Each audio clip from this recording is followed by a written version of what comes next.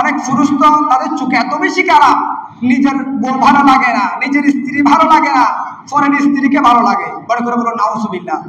আমাদের সমাজের মধ্যে আছে কিনা এরকম? নিজের স্ত্রীকে ভালো লাগে না, পছন্দ হয় না, পরের স্ত্রীকে পছন্দ হয়। বড় করে বলো নাউজুবিল্লাহ। এমন গর্হিত কাজে আজকে আমাদের সমাজ ধ্বংস হয়ে যাচ্ছে। এগুলো বলার কেউ নাই, ডাক দেওয়ার কেউ নাই, সমাজের প্রতিনিধিত্বকারী কেউ নাই। এগুলো কঠোরভাবে দমন করতে হবে, যে সমাজের মধ্যে গর্হিত কাজ করা যাবে না। এটা আপনাকে দাঁড়িয়ে ভাগের মতো হুঙ্কার দিয়ে বলতে হবে। স্ত্রীর অনেকগুলো হক স্বামীর উপর আছে, আবার স্বামীর উপর স্ত্রীর অনেকগুলো হক আছে। বর্তমান সময় আমরা স্ত্রীর হক কি জানি না, স্বামীর হক কি জানি না, যার ফলে প্রতিনিয়ত আমাদের সংসার ভেঙে যাচ্ছে। বড় করে বলো নাউজুবিল্লাহ। স্বামীকে জানতে হবে স্ত্রীর হক কি, স্ত্রীকে জানতে হবে স্বামীর হক কি। স্ত্রীর হক রক্ষা করা এটা স্বামীর উপর ফরজ, আর স্বামীর হক রক্ষা করা এটা স্ত্রীর উপর ফরজ। বড় করে বলুন সুবহানাল্লাহ। সেজন্য আল্লাহ রাব্বুল আলামিন কোরআনে পাকের মধ্যে ইরশাদ করেছেন, বিসমিল্লাহির রহমানির রহিম, ওয়াআশিরুহুন্না বিল মা'রুফ ফাইন কারিহতুমুহুন্না ফাআসা আন তাকরাহু শাইআন। আল্লাহ রাব্বুল আলামিন কোরআনে পাকের মধ্যে বলেন, ও বান্দা, যে স্ত্রীকে তুমি অপছন্দ করো, ওই স্ত্রীর মধ্যে আমি আল্লাহ কল্যাণ নিহিত রেখেছি। আল্লাহ বলতেছেন, ও বান্দা, তুমি তোমার স্ত্রীকে পছন্দ করতেছো ঠিক আছে, কিন্তু ওই স্ত্রীর ভিতরে আমি আল্লাহ তোমার জন্য কল্যাণ রেখেছি। বড় করে বলুন সুবহানাল্লাহ। ওই স্ত্রীর ভিতরে আমি আল্লাহ তোমার জন্য রহমত রেখেছি, দয়া রেখেছি। বড় করে বলুন সুবহানাল্লাহ। অনেকে দেখবেন বিবাহ করার আগে মানে একদম গরিবী হারাম তাকে চতুর্দিকে ঘিরে ধরে, কিন্তু যখন বিবাহ করেছে, বিবাহ করার পর অটোমেটিক তার ওই গরিবী হালত দূর হয়ে সচ্ছলতা জীবনে ফিরে আসে। বড় করে বলুন সুবহানাল্লাহ। অনেক নেককার মহিলা ঘরে আসার পরে স্বামীর তকদির পরিবর্তন হয়ে যায়, রিজিক বেড়ে যায়। এতদিন আপনি অসহায় ছিলেন, এদিকে আয় করলে এদিকে ব্যয় হয়ে যেত। বিবাহ করার পরে আপনি ব্যয় করতেছেন, ওই আয় থেকে আবার কিছু কিছু আপনি সঞ্চয় করতেছেন। বড় করে বলুন সুবহানাল্লাহ। সেজন্য আল্লাহ রাব্বুল আলামিন বলেন, ও বান্দা, যে স্ত্রীকে তুমি ঘৃণা করো, পছন্দ করো, ওই স্ত্রীর ভিতরে আমি আল্লাহ তোমার জন্য কল্যাণ রেখেছি, নিয়ামত রেখেছি। বড় করে বলুন সুবহানাল্লাহ। এটা আমরা জানি না বিদায় আমরা স্ত্রীকে ঘৃণা করি, অপছন্দ করি। অনেক পুরুষ তো তাদের চোখে এত বেশি খারাপ, নিজের বউ ভালো লাগে না, নিজের স্ত্রী ভালো লাগে না, পরের স্ত্রীকে ভালো লাগে। বড় করে বলুন নাউজুবিল্লাহ।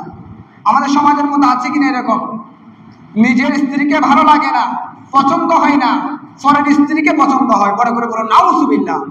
এমন গর্হিত কাজে আজকে আমাদের সমাজ ধ্বংস হয়ে যাচ্ছে। এগুলো বলার কেউ নাই, ডাক দেওয়ার কেউ নাই, সমাজের প্রতিনিধিত্বকারী কেউ নাই। এগুলো কঠোরভাবে দমন করতে হবে, যে সমাজের মধ্যে গর্হিত কাজ করা যাবে না।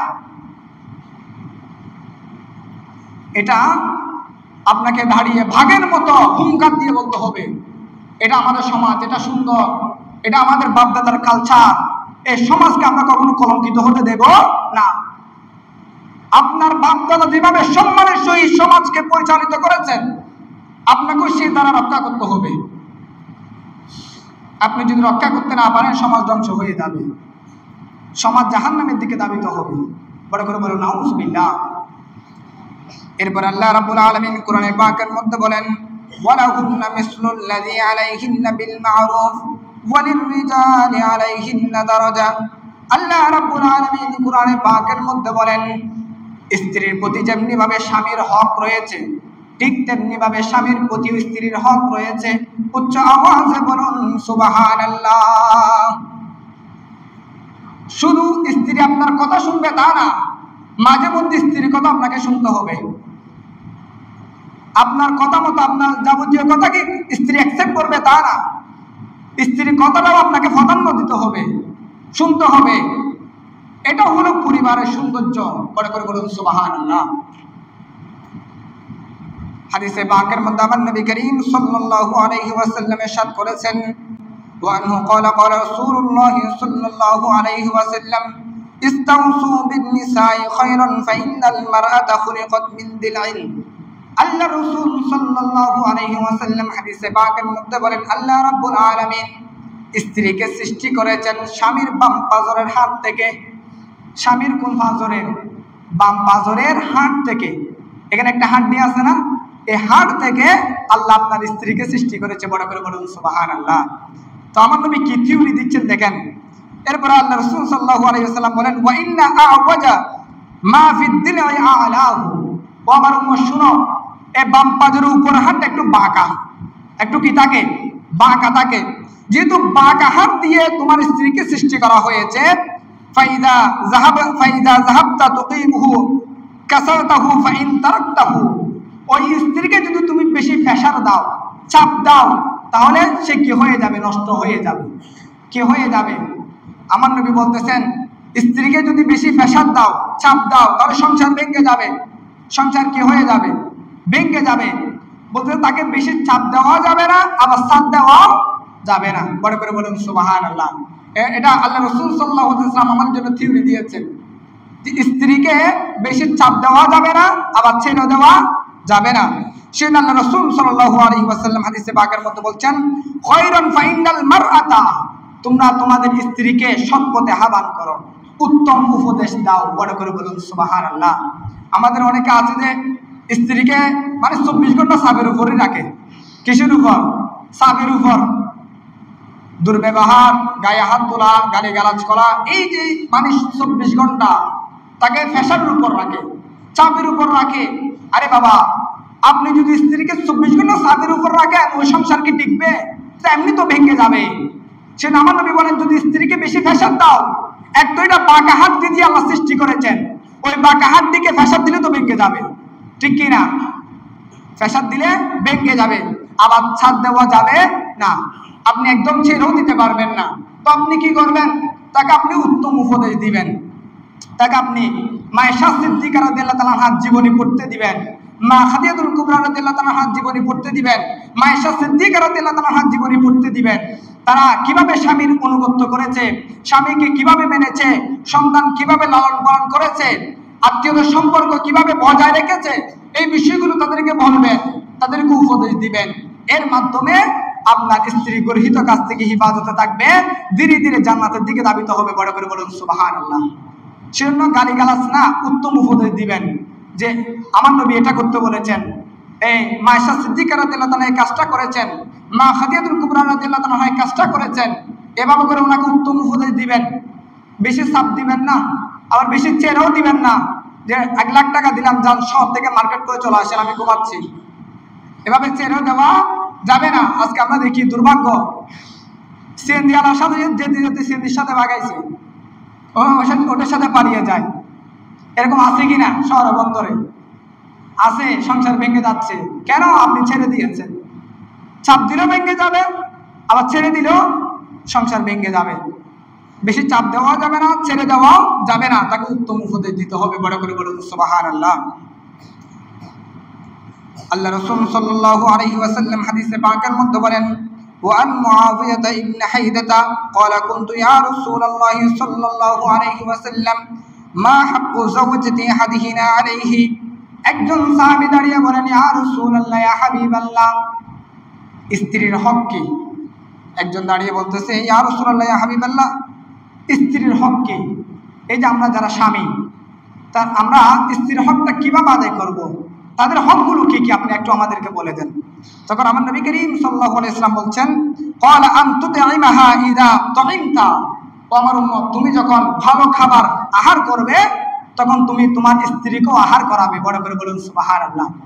আপনি একটা ভালো রেস্টুরেন্টের মধ্যে, একটা হোটেলের মধ্যে আপনি নামি দামি খাবার খেলেন, ওখান থেকে আসার পথে যদি আপনি একটু ফালসেল নিয়ে আপনার স্ত্রীর জন্য নিয়ে আসেন, তাহলে আপনার স্ত্রী খুশি হয়ে যাবে। বড় করে বলুন সুবহানাল্লাহ, ঠিক কিনা? আপনি 600-700 টাকা দিয়ে আপনি খাবার আহার করলেন, ঘরের মধ্যে এসে আপনার বিবিকে আপনি হাউ মাউ চিল্লাচিল্লি শুরু করে দিলেন, এ সংসার কি কখনো মধুর হবে? আপনি 400-500 টাকা দিয়ে আহার করেছেন, আসার পথে যদি স্ত্রীর জন্য আপনি ফাসেল করে নিয়ে আসেন, আপনার স্ত্রী দেখা মাত্রই খুশি হয়ে যাবে। বড় করে বলুন সুবহানাল্লাহ। এর মাধ্যমে মহব্বত বৃদ্ধি পাবে, সম্পর্ক অটুট হবে, সম্পর্ক দৃঢ় হবে, সম্পর্ক মজবুত হবে। বড় করে বলুন সুবহানাল্লাহ। দ্বিতীয় নাম্বার, আমার নবী বলেন, ওয়াতাকসুহা ইযা তাসাইতা। ও আমার উম্মত, তোমরা যে কাপড় পরিধান করবে, তোমাদের স্ত্রীকেও সেই কাপড় পরিধান করাবে। অর্থাৎ তুমি যদি ভালো ব্র্যান্ডের কাপড় পরো, তোমার স্ত্রীকেও তুমি ব্র্যান্ডের কাপড় উপহার দিবা। নিজে পরলেন 1000 টাকার কাপড়, স্ত্রীর জন্য আনলেন 200 টাকার কাপড়, এটা কি হইল? আপনি ভালো কাপড় বললে আপনার স্ত্রীকেও ভালো কাপড় পরাইতে হবে, ঠিক কি না? শুধু নিজেরটা ভালো দেখলে হবে না, স্ত্রীরটাও ভালো দেখতে হবে। আপনার স্ত্রীর কি লাগবে না লাগবে সবকিছু আপনার জানা আছে। আপনি স্বামী, এটা আপনার অধিকার। উনি না চাইতে যদি ওনার জন্য একটা ভালো একটা কাপড় নিয়ে আসেন, অটোমেটিক খুশি হয়ে যাবে। বড় করে বলে সুবহানাল্লাহ। এটা হলো আমার নবীর সুন্নাহ তরিকা। আমার নবী বলতেছিল, আমার উম্মত শুনো, যে কাপড় তুমি পছন্দ করো, নিজের জন্য পছন্দ করো, ওই কাপড় তুমি স্ত্রীর জন্য পছন্দ করো, তার জন্য নিয়ে আসো। বড় করে বলুন সুবহানাল্লাহ। এরপরে ওয়ালা তাদরিবিল ওয়াজহা, তোমরা স্ত্রীদেরকে মুখ দিয়ে প্রহার করবে না। ওয়ালা তাদরিবিল ওয়াজহা, মুখ দিয়ে প্রহার করা। অনেক সময় স্ত্রীর গায়ে হাত তুলতে হয় না, মুখ দিয়ে যে কথাগুলো আমরা বের করি ওটা আঘাতের চাইতে আরো জঘন্য, ওটা প্রহারের চাইতো মারার চাইতে আরো জঘন্য, ঠিক কিনা? অনেক সময় তো আমরা একদম কিছু ছাড়ি না। ওয়ালা তুকাব্বিহ, আমার নবী বলতেন তোমরা স্ত্রীদেরকে গালি দিও না। গালি তো এখন তো গালি এভাবে দিই, শুধু স্ত্রীকে না, স্ত্রী মা বাপকে 14 গোষ্ঠী পর্যন্ত দোয়া ফেলি। বড় করে বলো নাউজুবিল্লাহ। শুধু স্ত্রী না, স্ত্রী মা বাপ পর্যন্ত, যে আজান দিয়েছে, আজান যে দিয়েছে তাকে পর্যন্ত দোয়া ফেলি। অথচ আমার নবী এগুলো নিষেধ করেছেন। তোমরা মুখ দিয়ে স্ত্রীকে প্রহার করিও না, জবানের মাধ্যমে তোমরা স্ত্রীকে আঘাত করিও না। এরপর আমার নবী বলছেন ওয়ালা তাজহুর ইল্লা ফিল বাইত, ঘর ব্যতীত বাইরে তোমরা তোমাদের স্ত্রীকে একা ছাড়বে না। ঘর ব্যতীত বাইরে যাওয়ার ক্ষেত্রে স্ত্রীকে একা ছাড়া যাবে না। আমরা তো এখন ছেড়ে দিই, কোথায় যাচ্ছে না যাচ্ছে স্বামীও জানে না, কোথায় যাচ্ছে না যাচ্ছে স্বামীও রাত দিন বিদেশের মধ্যে পরিশ্রম করতেছে, মাথার গাম পায়ের মধ্যে পড়তেছে। এদিকে স্ত্রী বান্ডি বান্ডি টাকা নিয়ে, হাজার হাজার নোট নিয়ে বিভিন্ন মার্কেটের মধ্যে ঘুরে বেড়াচ্ছে। বড় করে বলো নাউজুবিল্লাহ। এভাবে আছে কি না? আজকে এই জন্য তো সংসার ভেঙে যাচ্ছে। সেজন্য আমাদের বলছেন ছাপ দেওয়া যাবে না, ছাপ দেওয়া যাবে না, আবার বেশি ছেড়েও দেওয়া যাবে না। চাপ দিলেও ভেঙে যাবে, ছেড়ে দিলেও ভেঙে যাবে। ওয়ালা তাহজুর ইল্লা ফিল বাইত, একমাত্র ঘর ব্যতীত বাইরে যাওয়ার ক্ষেত্রে একা ছাড়া যাবে না। আপনার স্ত্রী যেখানে যায় সেখানে আপনিও যান, নাহলে মুহরিম কোনো ব্যক্তিকে আপনি পাঠান, আপনার ছেলে, এই আপনার স্ত্রীর ভাই, এমনকি হজ করতে যাওয়ার ক্ষেত্রেও স্বামী যেতে হবে। একাকে হজ করতেও যাওয়া যাবে না, উমরা করতেও যাওয়া যাবে না। দোকানে তো দূরের কথা, মার্কেটে দূরের কথা, উমরা পর্যন্ত করতে পারবে না একাকে, হজ পর্যন্ত করতে পারবে না একাকে। হজ করতে গেলেও মুহরিম ব্যক্তির সাথে যাইতে হবে, উমরা করতে গেলেও মুহরিম ব্যক্তির সাথে যেতে হবে। সেজন্য আল্লাহ রাসূল সাল্লাল্লাহু আলাইহি ওয়াসাল্লাম স্ত্রীর প্রতি আমাদের যে হকগুলো রেখেছেন ওগুলো যাতে আমরা আদায় করি।